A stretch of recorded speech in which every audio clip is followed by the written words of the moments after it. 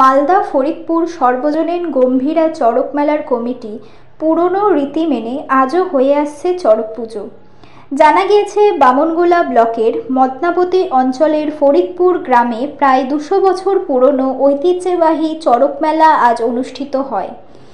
বিভিন্ন জায়গায় গতকাল শনিবার চৈত্র সংক্রান্তির দিন চড়ক ঘোরানো হয়, কিন্তু বামনগোলা ব্লকের ফরিদপুর গ্রামে বিভিন্ন পুরনো রীতি মেনে পয়লা বৈশাখের দিন বুড়িকালী, শিব ঠাকুর সহ বিভিন্ন মন্দিরে পুজো দিয়ে এই দিন বিকেলে চড়ক ঘোরানো শুরু হয়।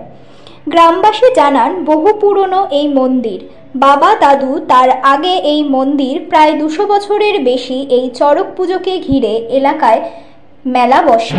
এটা ফরিদপুর গ্রামে হচ্ছে যে চড়ক পুজোর মেলা। আমাদের মায়ের পুজো হয়, আমাদের শিব মন্দিরের পুজো হয়, বুড়োকালীর পুজো হয়, অনেক দেবতা আছে তাদের পুজো হয়। পুজো হয় আগের দিন, পরের দিন মেলাটা হয়। সমস্ত দোকানদারা সেটা আকর্ষণ, বিভিন্ন ধরনের খেলাধুলা এখানে আসে এবং আমাদের একটা চড়ক ঘোরা নয়, চড়ক আমাদের বাপ দাদারা বলে যায়, ওনারাও বলতে পারেন না, তো আমরা ধরে নিচ্ছি 200 বছরের উপরে।